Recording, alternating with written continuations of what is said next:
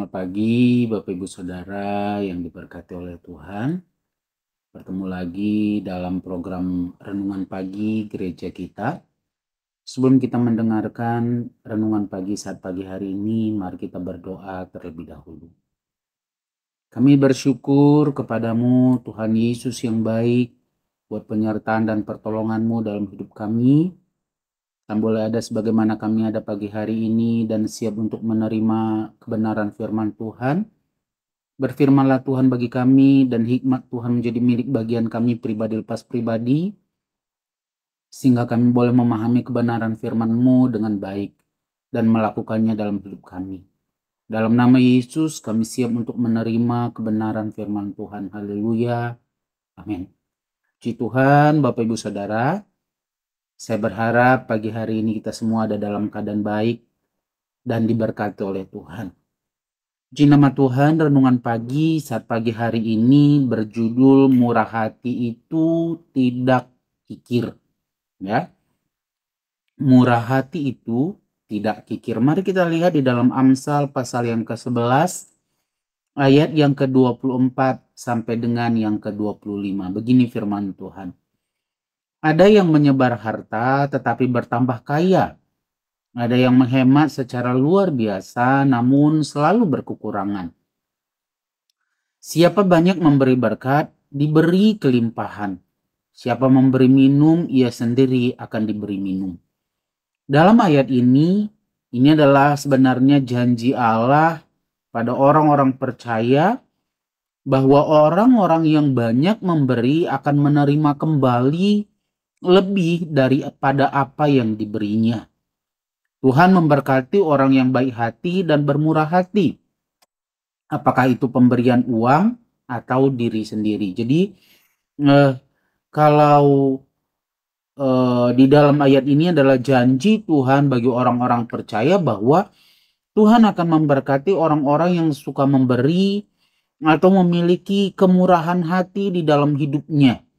Baik itu memberi secara materi ataupun tenaga, pikiran, apa yang dia miliki. Ya. Di dalam Kamus Besar Bahasa Indonesia, murah hati itu memiliki arti suka atau mudah memberi, tidak pelit, penyayang dan pengasih, suka menolong, lalu baik hati. Jadi dalam Kamus Besar, murah hati ini adalah orang yang suka atau mudah memberi. Artinya tidak ada banyak pertimbangan-pertimbangan dalam pikirannya ketika mau memberi atau menolong orang lain. Mempertimbangkan atau memperhitungkan untung ruginya dalam kita melakukan sesuatu kebaikan. Nah, orang yang bermurah hati itu tidak ada dalam pikirannya mempertimbangkan terlalu banyak mempertimbangkan A, B, C, D sampai Z ketika dia mau melakukan kebaikan. Ya, menunjukkan kemurahan hati dalam hidupnya. Matematika secara manusia memang sering kita dengar juga adalah hemat pangkal kaya, ya. Hemat pangkal kaya. Hal ini sering membuat kita justru memperhitungkan untung dan rugi dalam kita memberi. Dalam kita mau menunjukkan kebaikan hati kita kepada orang lain yang kesusahan. Namun berbeda dengan matematikanya Tuhan, ya. Justru saat kita suka memberi, tapi dalam artian bukan berarti boros, itu atau kita menolong orang lain, itu akan membawa berkat tersendiri di dalam kehidupan kita. Ya. Karena ketika kita memberi Bapak Ibu Saudara atas dasar kemurahan hati atau ikhlas, ya, maka itu sama saja seperti seorang penabur yang menaburkan benih dan benih itu jatuh di tanah yang baik, di tanah yang subur. Firman Tuhan berkata, benih yang jatuh di tanah yang baik dan di tanah yang subur itu akan menghasilkan. Dan hasilnya itu bisa saja 30 kali ganda, 60, bahkan ada yang sampai 100 kali ganda. Jadi pemberian-pemberian yang kita lakukan, kemurahan hati yang kita tunjukkan kepada orang lain atau kepada pekerjaan pelayanan Tuhan, itu sama seperti benih yang jatuh di tanah yang subur. Itu tidak akan membuat kita miskin, tidak akan membuat kita kekurangan, tetapi itu akan menghasilkan atau menghasilkan berkat tersendiri di dalam kehidupan kita. Oleh sebab itu Rasul Paulus mengingatkan jemaat di Korintus karena mereka lalai mengerjakan tugas pelayanan atau karunia memberi ini. Karena memberi merupakan satu karunia. Itu bisa kita lihat di dalam Roma pasal yang ke-12 ayat yang ke-8. Firman Tuhan berkata, jika karunia untuk menasehati, baiklah kita menasehati. Siapa yang membagi-bagikan sesuatu, hendaklah ia melakukannya dengan hati yang ikhlas. Siapa yang memberi pimpinan, hendaklah ia melakukannya dengan rajin. Siapa yang menunjukkan kemurahan, hendaklah ia melakukannya dengan sukacita. Bahkan Paulus membandingkan jemaat yang ada di Korintus dengan jemaat yang ada di Makedonia. Itu terdapat di dalam 2 Korintus pasal yang ke-8 ayat yang kedua. Paulus mengatakan bahwa jemaat yang ada di Makedonia, selagi mereka dicobai dengan berat dalam berbagai penderitaan, sukacita mereka meluap. Dan meskipun mereka sangat miskin, namun mereka kaya dalam kemurahan. Jadi jemaat yang ada di Makedonia itu dalam kemiskinan, dalam kekurangan, mereka mampu memberi, menunjukkan kemurahan hatinya. Bukankah Yesus juga pernah menyinggung orang-orang yang memberi secara banyak, lalu Yesus membandingkan dengan pemberian seorang janda? Yesus berkata bahwa janda ini memberi dengan apa yang dia miliki, segala sesuatu yang dia miliki. Dari kekurangannya dia mampu memberi. Kalau kita bisa memberi dari kelebihan kita, itu sudah biasa. Tapi orang-orang yang bisa memberi dalam kekurangannya, itu adalah orang-orang yang luar biasa di hadapan Tuhan. Bahkan di dalam 1 Korintus pasal yang ke-6 ayat 9 sampai 12, Paulus dengan tegas menasehati orang-orang yang di Korintus, itu ada jemaat di Korintus, bahwa daftar orang yang tidak masuk dalam kerajaan sorga, salah satunya itu adalah orang yang kikir atau pelit.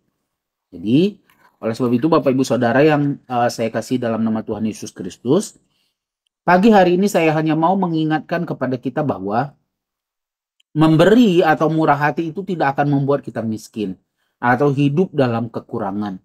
Asal kita melakukannya dengan sukacita, ikhlas kepada Tuhan, bukan maksud mau menyombongkan atau memegahkan diri.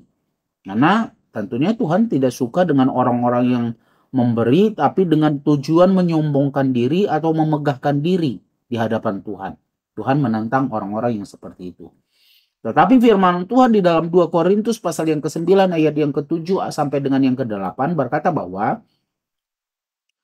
hendaklah masing-masing memberikan menurut kerelaan hatinya. Jangan dengan sedih hati atau karena paksaan. Sebab Allah mengasihi orang yang memberi dengan sukacita. Tadi dikatakan jangan memberi karena paksaan. Jangan memberi dengan rasa sedih. Tapi biarlah kita memberi karena kerelaan hati kita dan penuh dengan sukacita. Kenapa Tuhan berkata seperti itu? Kenapa firman Tuhan berkata seperti itu? Karena orang-orang yang memberi dengan sukacita dan ikhlas ini tadi, ayat ke-8 berkata bahwa dan Allah sanggup melimpahkan segala kasih karunia kepada kamu, supaya kamu senantiasa berkecukupan di dalam segala sesuatu dan malah berkelebihan di dalam pelbagai kebajikan. Ini janji firman Tuhan. Orang-orang yang memberi dengan sukacita, orang-orang yang memberi dengan ikhlas, menunjukkan kemurahan hatinya kepada orang-orang yang hidup dalam kesusahan, bagi pekerjaan pelayanan Tuhan, maka orang-orang tersebut akan diberi kelimpahan. Karena dikatakan bahwa Allah sanggup melimpahkan segala kasih karunia kepada kamu.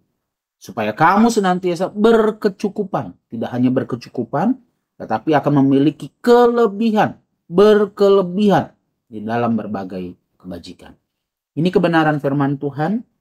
Mari kita belajar menunjukkan kebaikan hati kita, kemurahan hati kita, suka memberi, walaupun mungkin susah, sulit untuk memberi, tapi ketika kita memberi dengan kerelaan hati dan penuh dengan sukacita dan kita mau memberi itu untuk Tuhan, maka percayalah Allah sanggup memberkati kehidupan kita semua. Puji Tuhan, mari kita berdoa. Sangat bersyukur kepadamu Tuhan Yesus yang baik, sudah mendengar kebenaran firman Tuhan, dan biarlah kebenaran firman Tuhan ini boleh menjadi milik bagian kami dan kami mampu melakukannya. Roh Kudus Tuhan terus bekerja dalam hidup kami dan sertai kami di sepanjang hari ini. Dimanapun kami pergi, dimanapun kami berada, ada Tuhan bersama-sama dengan kami. Dan berkat-berkat Allah akan kami nikmati di sepanjang hari ini. Ini doa kami. Kami sudah berdoa dengan penuh ucapan syukur di dalam nama Tuhan Yesus Kristus. Haleluya. Amin. Selamat pagi, selamat beraktivitas. Tuhan Yesus memberkati.